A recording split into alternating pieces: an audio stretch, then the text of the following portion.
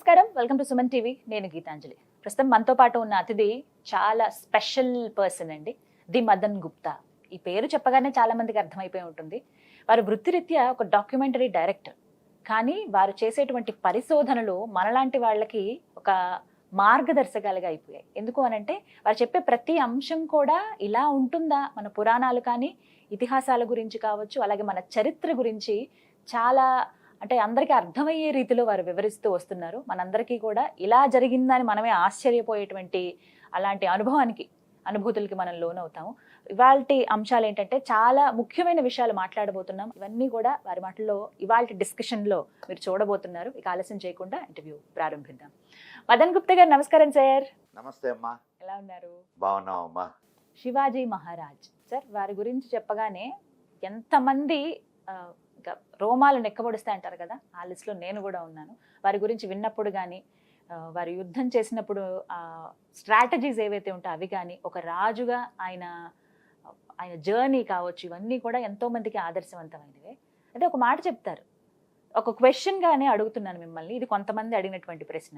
శివాజీ మహారాజ్ తన రాజ్యం కాపాడుకునేందుకు రాజ్యం కోసం ఆయన యుద్ధం చేశారా, లేకుంటే హిందువుల కోసం ఆయన యుద్ధం చేశారా? ఇది ఒక పెద్ద ప్రశ్న, చాలా మంది సంధించిందే. ఇది మీ ముందు ఉంచుతున్నారు. శివాజీ మహారాజు ఎదిగే సమయంలో భారతదేశ చిత్రపటం ఎలా ఉండింది?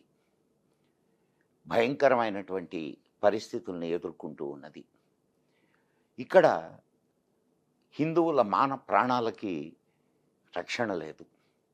హిందువులు బ్రతకడమే అతి భయంకరమైన పరిస్థితుల్లో ఉండింది. హిందువుగా ఉండడానికి జిజియా పన్ను చెల్లించవలసినటువంటి పరిస్థితి. ఈ పరిస్థితిలో ఒక రాజకుమారుడు, యువకుడు దేని గురించి ఆలోచిస్తాడు?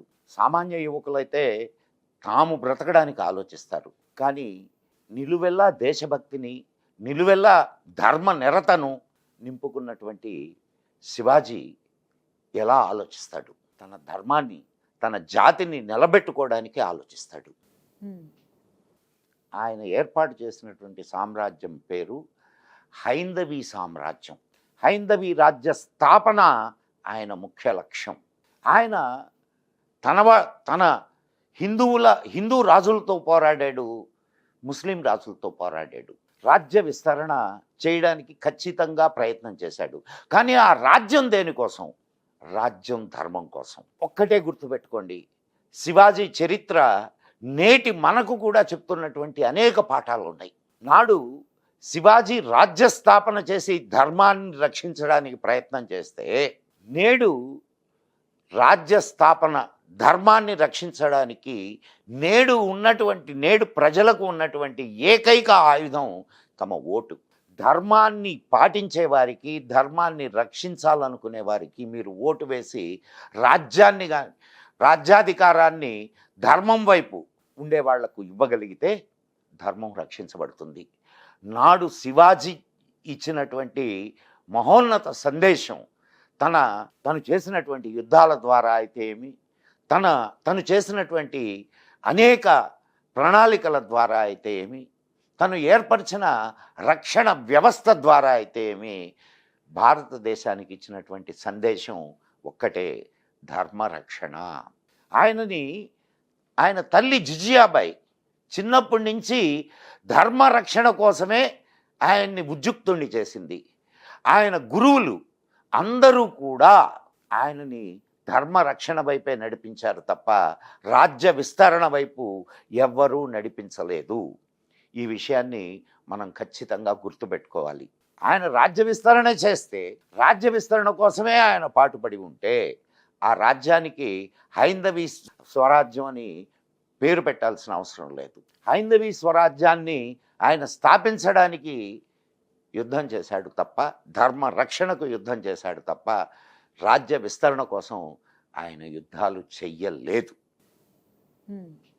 ఆయన ఎన్నెన్ని కష్టాలు పడ్డాడు. ఎంత చిన్న వయస్సు నుంచి చివరి క్షణం వరకు ఆయన అనుభవించినటువంటి కష్టాలు మానవ మాతృలు ఎవ్వరూ అనుభవించి ఉండరు. అన్ని యుద్ధాలు చేస్తూ కూడా ఆయన ధర్మాన్ని తప్పలేదు. అనేక సంఘటనలు ఈ విషయాన్ని మనకు రుజువు చేస్తాయి. ఒక్క సంఘటన ఇక్కడ నేను మీకు చెప్పడానికి ప్రయత్నిస్తాను. ఒక సుబేదారు ఒక ముస్లిం యువతిని రాజుకు కానుకగా ఇద్దామని చెప్పి తీసుకొని వచ్చాడు. తీసుకొని వస్తే శివాజీ మహారాజు ఆ సుబేదార్ని మందలించి ఆమె ముస్లిం యువతి అయినప్పటికీ స్త్రీని ఎలా గౌరవించాలో అలా గౌరవించి పంపించాడు.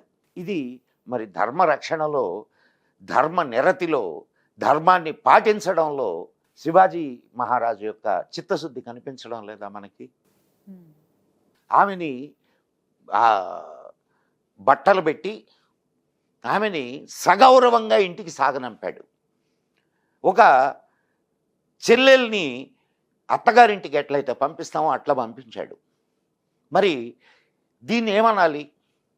ఆయన నిజంగా ముస్లింల మీద కక్షతో ఈ పని చేశాడా అంటే కాదు. ముస్లింల మీద ఆయనకి ఎప్పుడూ కూడా విరోధభావం లేదు. ముస్లిముల యొక్క మనఃప్రవృత్తి ఏదైతే ఉందో, హిందూ విరోధ మనఃప్రవృత్తి, దోపిడీదారు మనస్తత్వం, దీని మీద ఆయన పోరాటం తప్ప పర్సనల్గా ముస్లిమ్స్ మీద ఆయనకి ఎటువంటి ఆయన సైన్యంలో కొంతమంది ముస్లిం అధికారులు ఉండేవాళ్ళు. కాబట్టి ఇది మనం ఖచ్చితంగా తెలుసుకోవలసినటువంటి విషయం. శివాజీ మహారాజు రాజ్య వ్యాప్తి కోసం కాకుండా ధర్మరక్షణ కోసం యుద్ధాలు చేశాడు. ఆనాడు ఉన్నటువంటి పరిస్థితుల్ని ఒక్కసారి మనం అధ్యయనం చేయగలిగితే ఈ విషయం మనకు అర్థమవుతుంది. ఆనాడు స్త్రీల మానాలకి విలువ లేదు. భారతదేశం ఆనాటి వరకు ఒక యుద్ధ ప్రక్రియ, ఒక యుద్ధ క్రమశిక్షణాయుతమైనటువంటి యుద్ధాన్ని చేసేటటువంటి దేశం. భారతదేశానికి దొంగచాటు దెబ్బ తీయడం అనేది చేతరాదు, తెలియదు. అండ్ సైన్యం పోయేటటువంటి దారిలో ఉన్నటువంటి గ్రామాలని టచ్ చేయరు, స్త్రీ బాల వృద్ధుల్ని టచ్ చేయరు.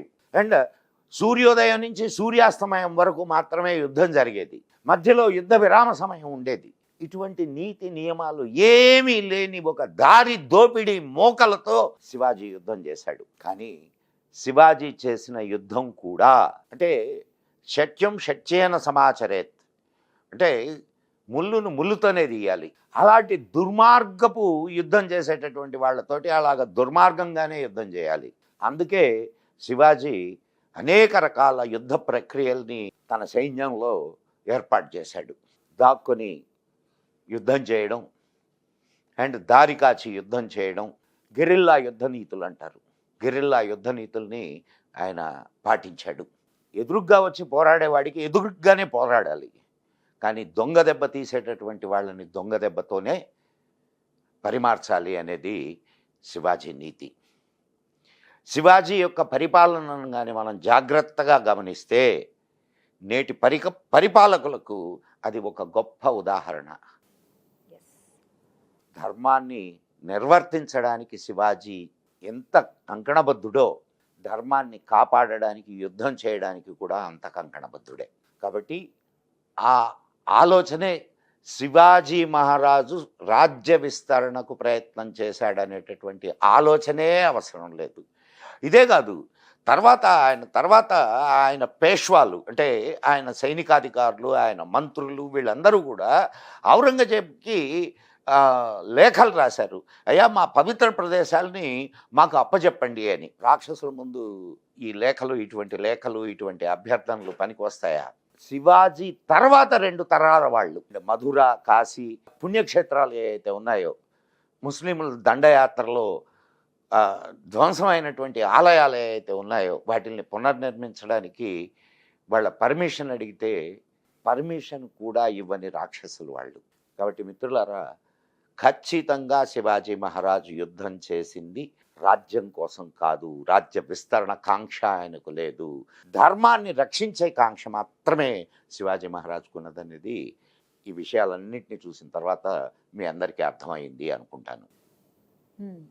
మళ్ళా మరొక విషయంతో మీ ముందుకు వస్తాను. అప్పటి వరకు సెలవు. మరి జై హింద్, జై మా భారతి.